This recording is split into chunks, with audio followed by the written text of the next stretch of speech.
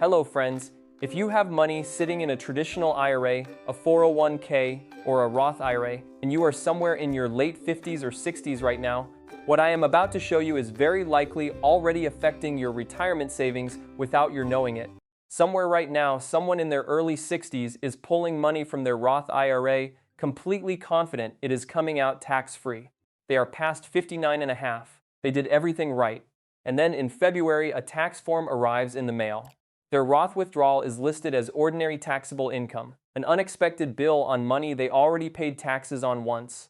Why? Because there was a second clock running the entire time and nobody told them it existed. That is not carelessness. That is a rule that does not work the way most people assume. Somewhere else, someone just retired and pulls a large sum from their traditional IRA to cover living expenses. 2 years later, their Medicare premium jumps by hundreds of dollars every month.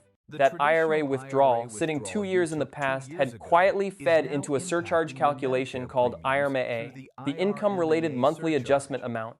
The money left the account twice, once at withdrawal, once in premiums they never saw coming. And quietly right now, someone is watching their traditional retirement account grow, proud of the number. What they do not realize is that every year passing, they are losing a window they can never recover.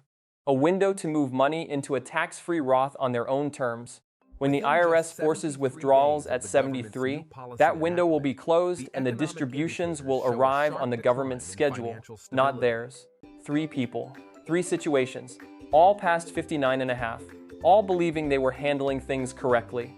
None of them received a notice that something had gone wrong, because that is exactly how these rules operate, silently, in the background. If you have ever searched for Roth withdrawal rules and gotten 3 different answers, that is not a gap in your knowledge. That is a gap in how these rules are explained. Today we close it.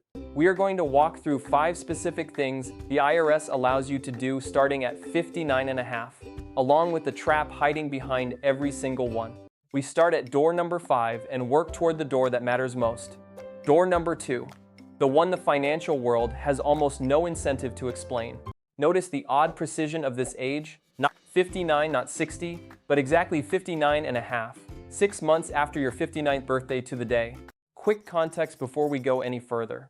This video is made for anyone in the United States holding a traditional IRA, a 401k, or a Roth IRA, and trying to understand what the rules actually allow at 59 and a half.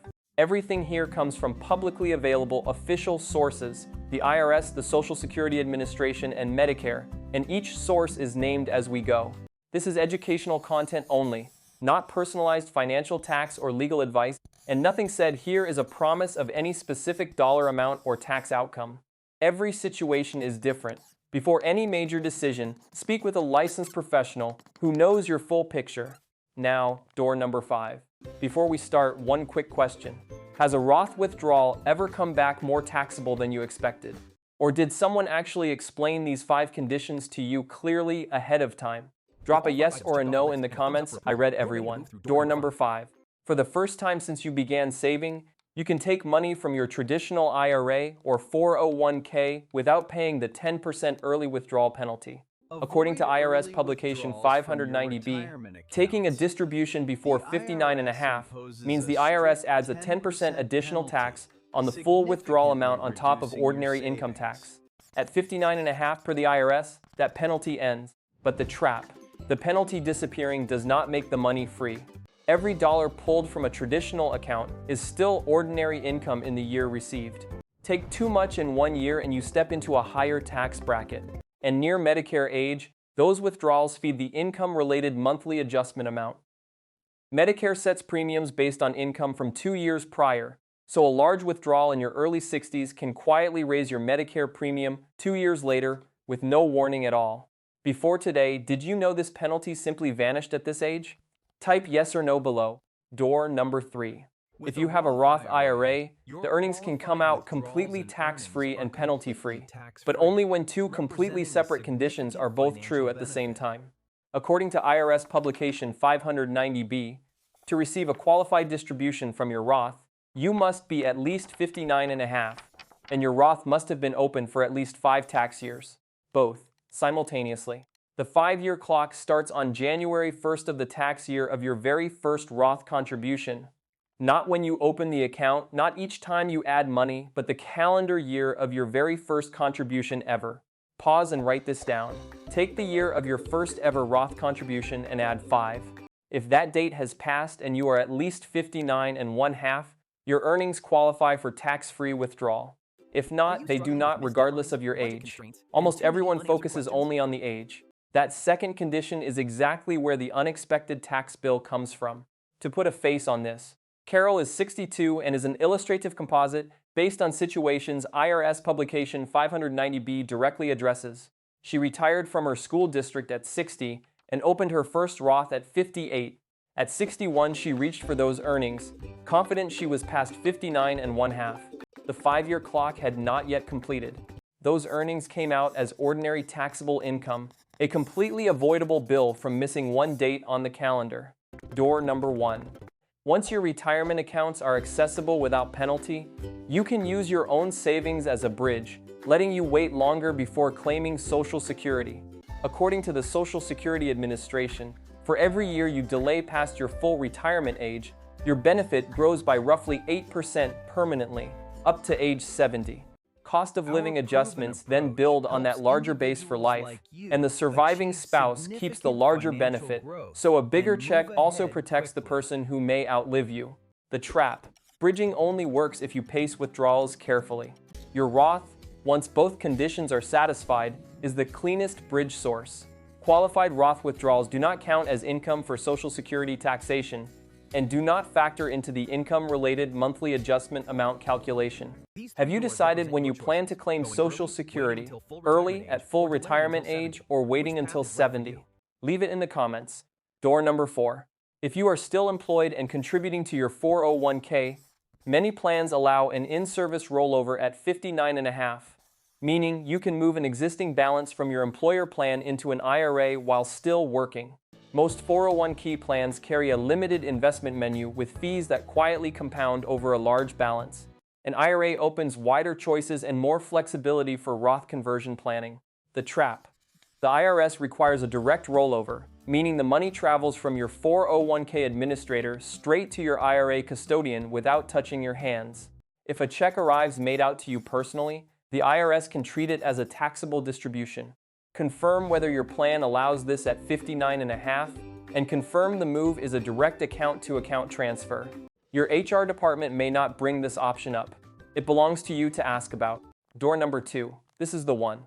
Once the 10% penalty disappears, you enter what planners call the gap years, the window between the age you can access your accounts freely and the age the IRS requires you to start withdrawing from them.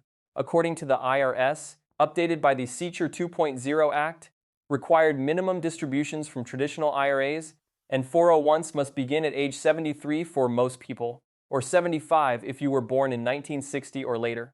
Roth IRAs carry no required minimum distributions during your lifetime. Pause and write these down. 73 if born before 1960, 75 if born in 1960 or later. Count the years between 59 and 1/2 and whichever applies to you. Every year inside that window is an opportunity you are either using or losing. If your traditional account grows untouched during those years, you are building a balance the IRS will eventually force out on its schedule. Required minimum distributions land as ordinary income every year whether you need the money or not.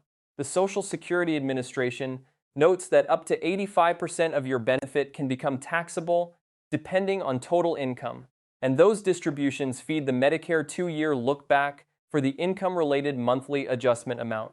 The gap years give you the ability to act first. You can convert money from your traditional account into a Roth in measured annual amounts at rates you control, filling lower tax brackets while your overall income is lower. Every dollar converted now is a dollar that will not arrive later as a forced taxable distribution on a timetable you did not set. For couples, this extends past your own lifetime. When one spouse passes, the survivor often files on single filer brackets while still carrying a large traditional account, generating required distributions every year. Every dollar moved to a tax-free Roth during the gap years is a dollar that surviving spouse will not face as forced taxable income in their most financially exposed years. Two people can reach 59 and 1/2 with identical savings and end up in entirely different places at 73. Not because of the market, but because one understood these 5 doors and walked through them on purpose. Door number 5, the 10% penalty disappears per the IRS, but income tax remains. Pace every withdrawal. Door number 3, Roth earnings unlock only when both conditions are met at the same time, per IRS publication 590B. Door number 1, a bridge to a permanently larger Social Security benefit, per the Social Security Administration. Door number 4, in-service rollover while still working, direct transfer only. Door number 2, the gap years. Act on your own terms before the government acts on its terms. 3 things before you go. 1. Look up IRS publication 590B on the official IRS website. Free, public, and clear on both the 5-year Roth rule and required minimum distribution ages. Write down the year of your first ever Roth contribution and add 5. 2. Use the retirement estimator on the official Social Security Administration website to see your benefit at different claiming ages. 3. Speak with a licensed tax professional about your gap year window, how much room is in your current tax bracket, and how much you can convert each year without stepping into the next. That calculation changes outcomes for the rest of your retirement. If this opens something you had not seen clearly before, share this video with one specific person. A spouse, a sibling, a friend approaching this birthday, or already past it. One of the most common things people say is they wish someone had explained this earlier. Be that person for someone you know. In the next video, we answer the question already appearing in the comments. Is it too late to start gap year conversions if you are already in your 70s and taking required minimum distributions? The answer is not what most people expect. We will walk through it together.